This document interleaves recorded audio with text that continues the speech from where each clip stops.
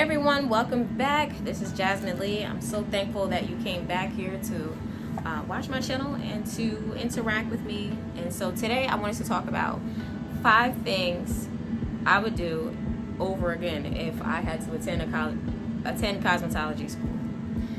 So you're going to see me looking down at my notes because I want to stay on topic, because as you may know, I can start talking and we're going to end up in the Beyond section of Bed Bath & Beyond, and we don't want to do that. We want to stay on topic today. So the first thing I would do if I was attending cosmetology school again, I graduated with a license in aesthetics. One thing I would do is definitely do my research on the schools in the area. So I kind of looked for, all right, no shade, don't judge me, but one thing I did was I looked for the school that was closest. I mean, I called a bunch of different schools, and honestly, I really didn't get any callbacks. And for real, I rushed the process because I felt like this is something I really wanted to do. And so I kind of went with whoever contacted me back. That happened to be Innovate Salon Academy in Ewing, New Jersey, and set up my tour, signed all my paperwork, and hurried up and got everything in. I talked to the admissions representative as well as the, I guess what would be equivalent to a bursar in college, or the financial aid rep. And so I made my decision. I mean, I went into the spa the first time and I was just like, oh my goodness, this is so nice. Like, it seems really peaceful in here. I feel like this is something that I would really like to do. I saw these students giving their massages or facial massages, and I just thought, this is something I could do. Along with being a makeup artist, I now have another skill of doing facials and taking care of people's skin. So I just thought it was dope. And now I have knowledge I can actually benefit from, which is super amazing. Another thing is you want to find out which school fits your budget. Now, I don't think most people have $15K sitting in the bank waiting to be spent on cosmetology school. Because if you had the money for that, you'd probably go and do something else with it. But, I mean, if it's really something you want to do, I would take a look at the different tuition in the area and try to see what, like what school you want to go to that's more affordable for you. Some could be $25,000, some could be $10,000, and some could be $11,000. It really depends on where you're located. So when you make that choice, just do what works best for you in that way. So number 2 is, what does the job outlook look like? And this is so important, because if you don't know what companies are hiring for, what they're actually looking for, you can wind up going to school and not being able to find a job when it's all said and done. And that could be devastating. That actually happened to me when I was going to school. I wasn't able to find a job, and my bills got so far behind. Like, it was very traumatic. I had to recover from that financially. I'm actually still recovering from that financially, especially if you're a person who doesn't really have support like that. You don't have the support that you need, especially if you have children. You kind of have to build around that and see like what you're able to do in the time frame that you have. So my program was 600 hours, which is 5 months of school straight. And the hours were, I think, 9 a.m. to 3:30 p.m. So naturally, my daughter had to be to school at 7, and then, or 8 o'clock rather, and then I had to pick her up at 2:30. So I had to, for a couple of months, I had my mom pick up my daughter from school so that I could have that maybe 2 hours, because when you factor in traffic and the time that it takes to travel to the school, I have enough time. But unfortunately, as time went along, she kind of backed out of picking my daughter up for whatever reason. Something changed with her schedule, and so she wasn't able to anymore. And so towards the end, I had to start leaving school early, and that could have resulted in me losing, my entire time at school. Or getting kicked out for not meeting the attendance requirements. So these are all things you want to think about as you're in school, because you don't want to be left out on your behind if things don't go according to plan. So again, I have my notes because we want to stay on topic. Oh, so actually, the job outlook, right? So I got into, see, that was a tangent. Okay, that's why I have notes. But so basically, with different, so you want to take a look on job search websites like Indeed, ZipRecruiter, Monster. Actually, I don't recommend Monster because you put your email in there and they call you all day long and you don't know if it's real or not. So I wouldn't recommend Monster. Not slandering them. I just feel like that's something they could do better. Like, stop having all these people call me. Like, but Indeed, send me a check, baby. Because I'm advertising for you.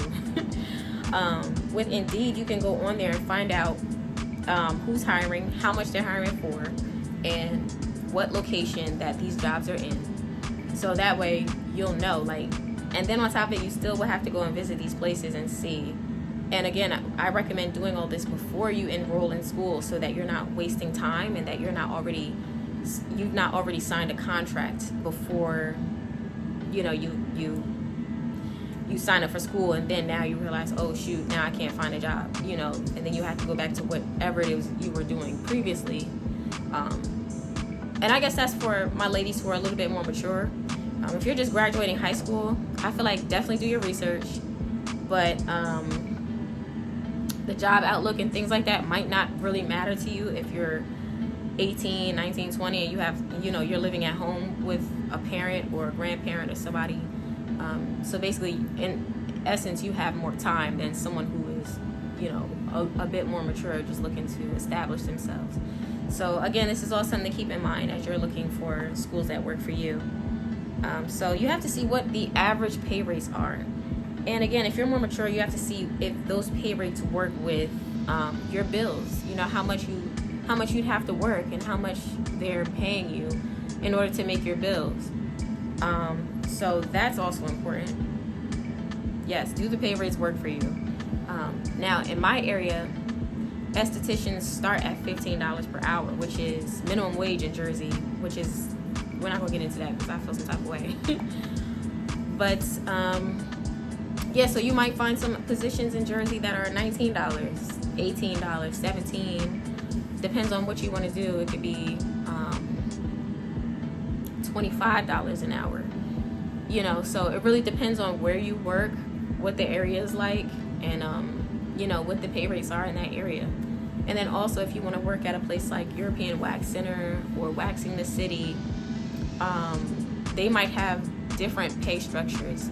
It actually would help if you would go in to any of these places and inquire, like, hey, I'm looking to start a career as a serologist, which is a waxer. And you ask the manager, hey, like, what is the pay structure? Like, how do you guys go about paying? Can we get tips? You know, how much are the tips? Do we have to report tips? You know, what are the hours like? What hours do you mostly hire for? How is the work environment? Would somebody feel upset if I took their client for the day and they know that person tips very well? You know, ask them things like that. Like, and even if you have extra questions, give them a call back and bother them. You know, don't be afraid to ask any questions because it might be dumb to them because they've been in the industry for a long time and you're just getting your feet wet or you're inquiring. So definitely don't feel like any question that you may ask is dumb. It might very well be, but so what? You don't know. So how you don't know what you don't know. You know what I'm saying? So go ahead and ask those questions, bother them, call different locations if you don't feel comfortable calling the same one that you called, you know. I know that some places, I went to a place in South Jersey when I was looking for a position, and this person required that I would be able to do everything on their menu list. You know, waxing, hydrofacials, chemical peels, a full 16-step facial massage, or what have you. You know, so again, this is something that you want to ask them. Do I have to provide my own clients, or do you guys provide the clients? There's just so much to ask. You know, when you go in, you can actually have a mock interview.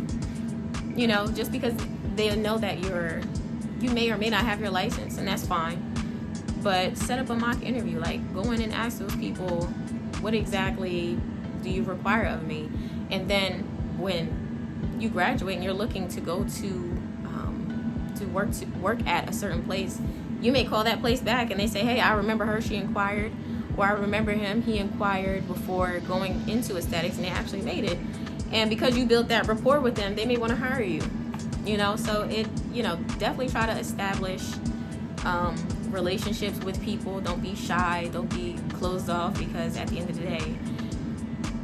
the day gotta end. I'm just kidding. But at the end of the day, you have to be somewhat of a people person in order to sell product, in order to get that extra money from people, like, by making them feel comfortable. And I'm not saying that in a mischievous way. I'm saying it like, at the end of the day.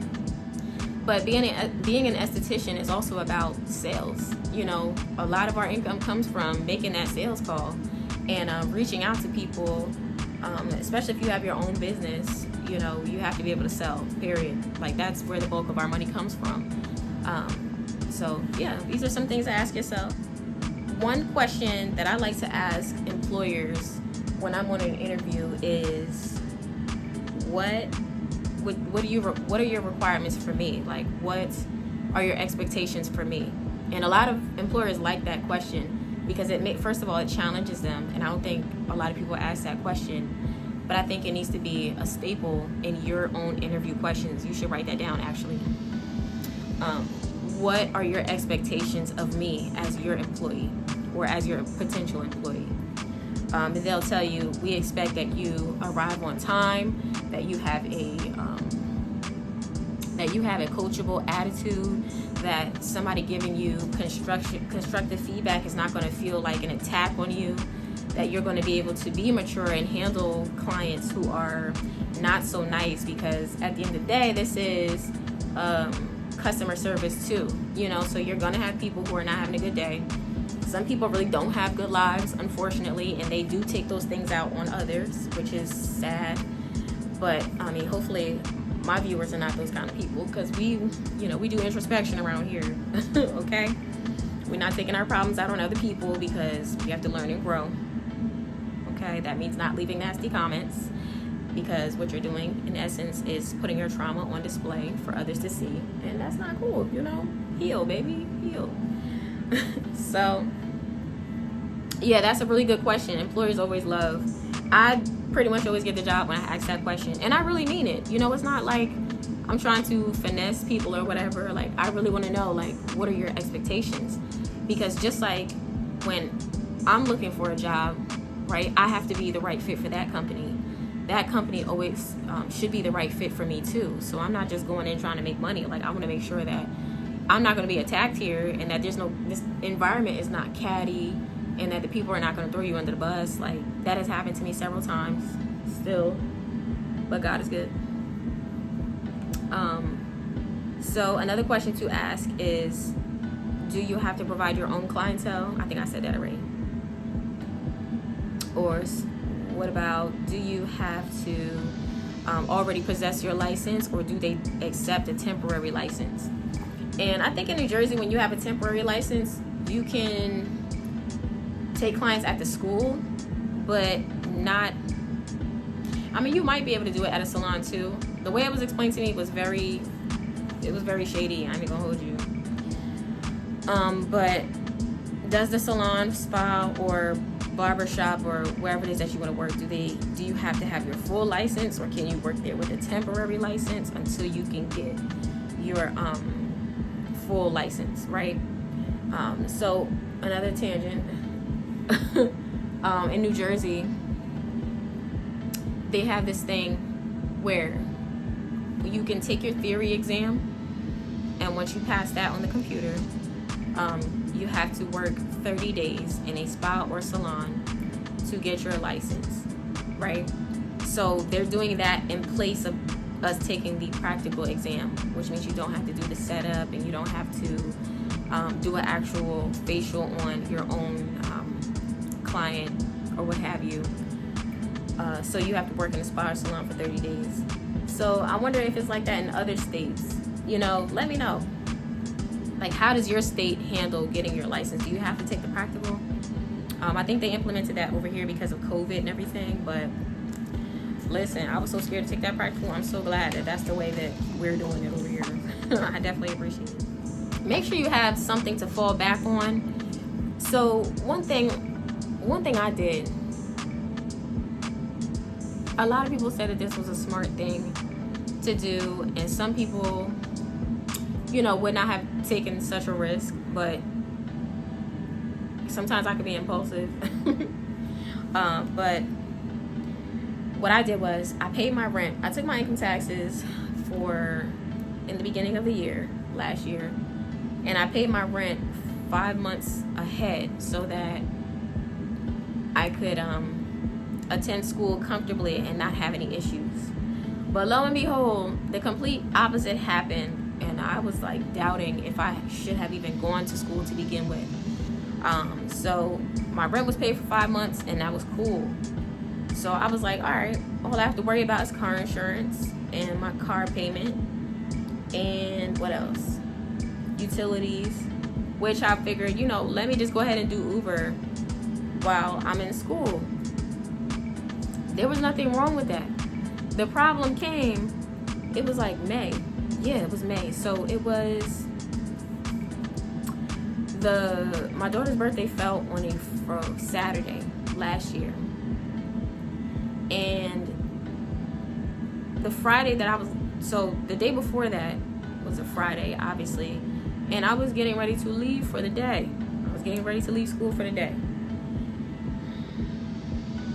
My car started to have engine issues.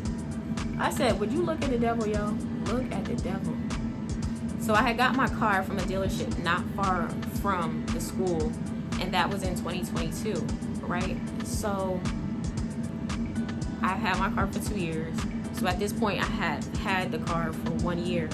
So I'm like, why would the fuel pump, I'm sorry, it wasn't an engine problem. It was a fuel pump, right?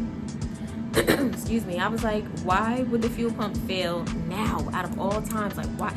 Now, mind you, this problem was an $1,100 issue. I like to take that car, roll all the windows down, and leave it in Camden and just walk away. Because I was like, why would this happen to me? Okay? Like, I'm just trying to do the right thing. And so maybe I wanted somebody to steal that car so bad so I could just get the insurance money. But I was like, I ain't gonna do that, because, child, it'll be my luck that it'll catch up with me. So I said, I ain't gonna do it. Child, I'm not proud of what I did, but here's what I did. This is not advice, neither is it a suggestion. This is something I did because I felt like I was really pissed off with life at this point, and I didn't understand like why these things were happening to me. So I went to the dealership where I got the car from, and I was like, why would this issue be happening? Like, I feel like this is crazy, because I just got this car and I only had it for a year, and now you're telling me the car is 2 years old, right? When I got it. So now the car is 3 years old. So I'm like, dang, why would the fuel pump go bad now? You feel me? But the way it was explained to me is that it's wear and tear. These things happen. And so I was like, all right, well, do y'all have like a rental that I can use so I can leave it here and y'all can maybe fix it?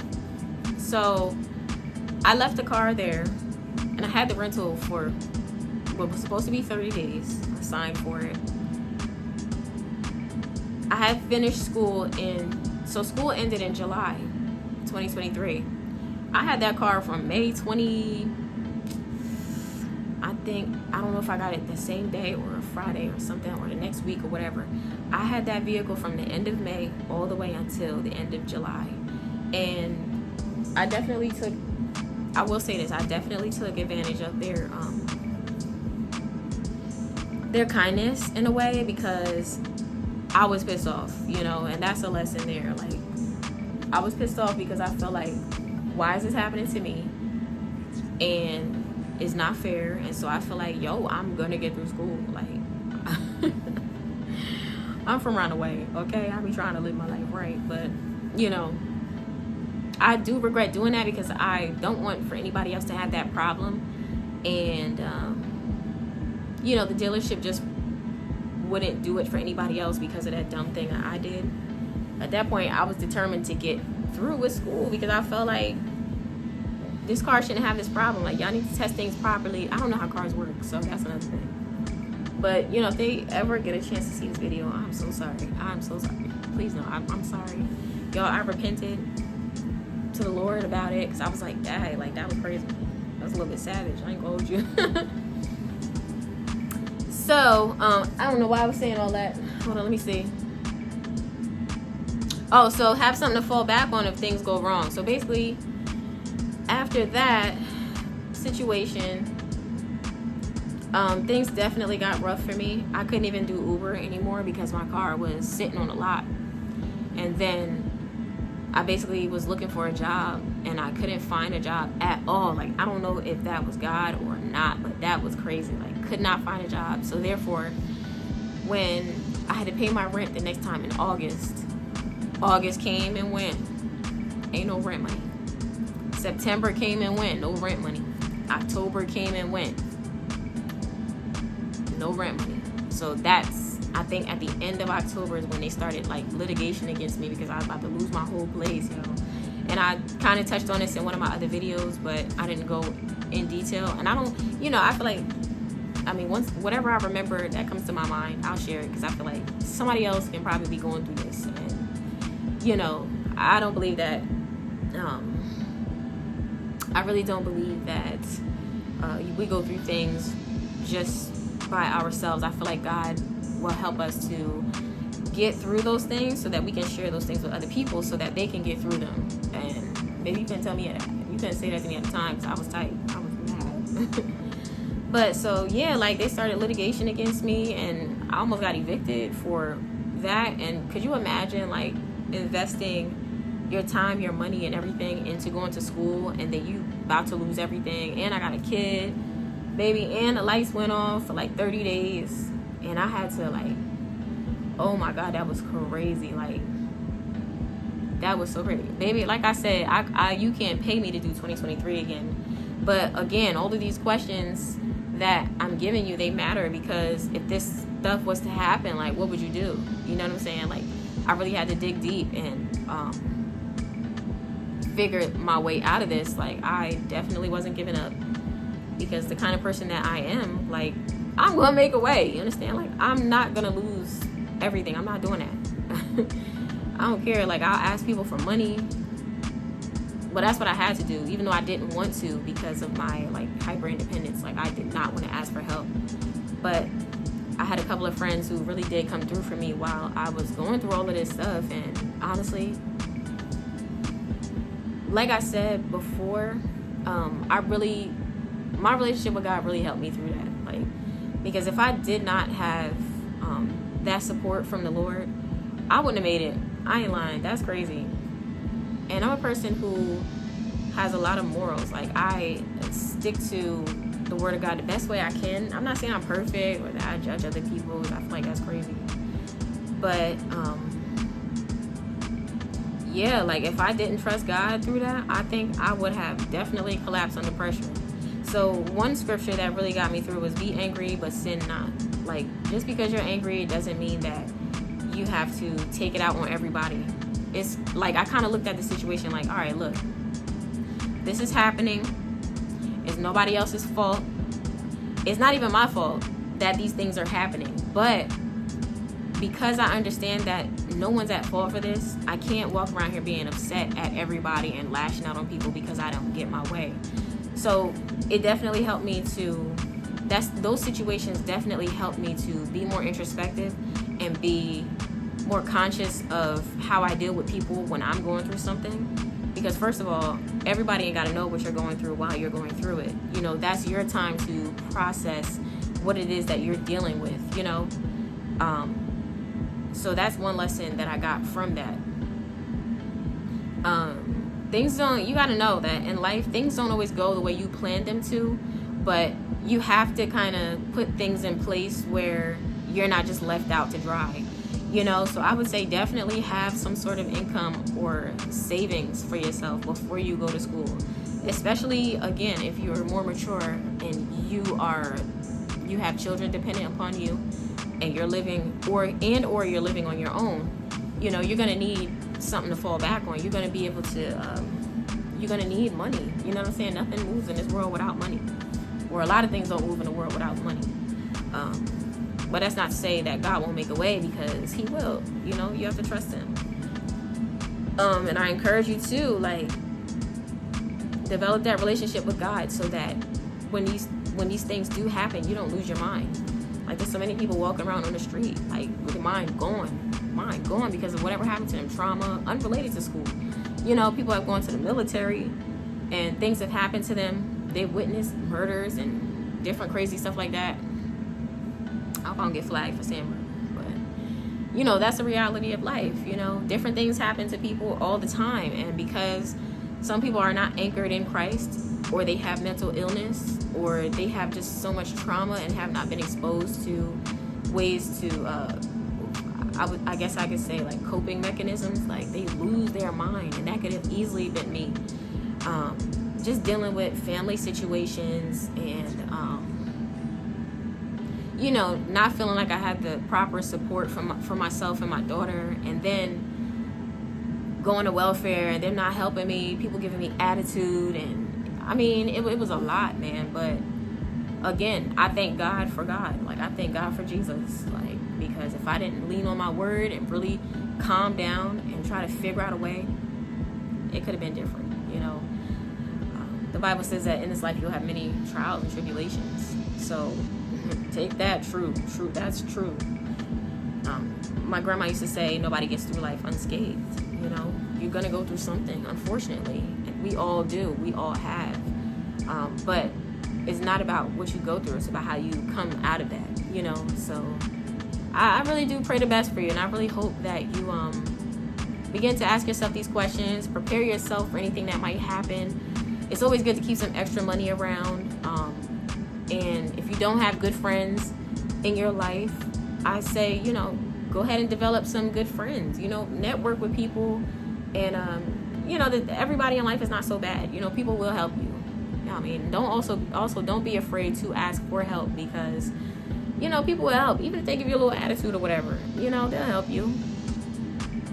Pull on your family and friends. If you don't know anybody at all, man, start joining some groups. You know what I'm saying? Like, find a Facebook group. Again, this is a suggestion. I'm not telling you what to do, because don't be like, oh, Jazz told me to do this. Now I got hurt. You know, God forbid, in Jesus' name. But begin to network with people. Make some friends. You know, start talking to people. Start like, hey, I like your shoes. Where you get them from? Not A. Don't say A. I feel like that's crazy. But you know, network with people.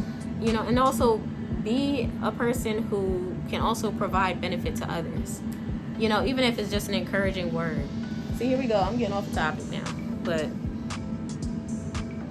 yeah, so another thing is, if you have children, that's number 4. And I'm gonna end right there because I feel like this is going on long enough.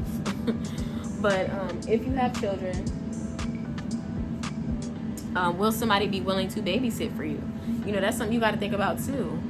I know that for me, you know, my mom said that she would keep my daughter for a while, but then things changed in her schedule, and so I didn't really have or trust anybody else to be there and pick her up, because I just never wanted my daughter around like a whole bunch of people. I feel like that's crazy. I think that it's important to have people around in your life who are trustworthy, who you can trust around your children. I won't get into that, because I feel like mad people put their kids in dangerous situations just so that they can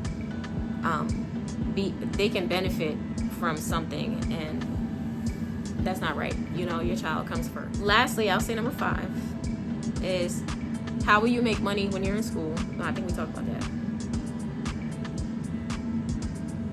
Another possibility is, are you able to go to school at night?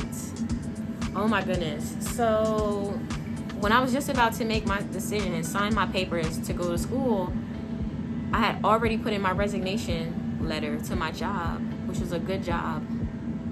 And child, don't you know that the school texted me saying the night school option is available? I said, oh my gosh, I already put in my my resignation. So like, would it be possible for me to like go back on that? And 'cause I don't know if they had found somebody, but in hindsight, I should have put my pride to the side and told them, listen, I don't want to leave. I feel like this option has become available. Can I still work here? You know, because I think I was working 8 to 4:30. And then that means I would have had to get my daughter, or I would have needed coverage for her at night, which probably would have been easier in essence. But when I tell you hindsight is 2020, hindsight is 2020. It's always when you look back on situations, you can see like, oh, what you should have done differently, or what you could have, what other options you could have explored. But I mean, we're here now, and I did graduate. So yeah, you know, life is full of twists and turns, and sometimes you have to pivot, and that's okay. It's okay to pivot. It's okay to go back on your word sometimes. If things are not going according to plan, you can always pivot, and that's okay. So I really hope that you heard something here that was beneficial to you. I hope that you'll interact with me in the comments and let me know what stuck out to you, and like, how will you go forward with your career and your education. Let me know some questions that you have. Perhaps I can answer something for you. So I hope that you'll tune in. I thank you so much for watching, and if you stayed for the duration, oh my gosh, we're going on a half an hour now. I really appreciate you coming and tuning in and watching and getting to know me as I get to know you. Again, interact with me in the comments. Let me know what questions you may have, and I'll talk to you next time.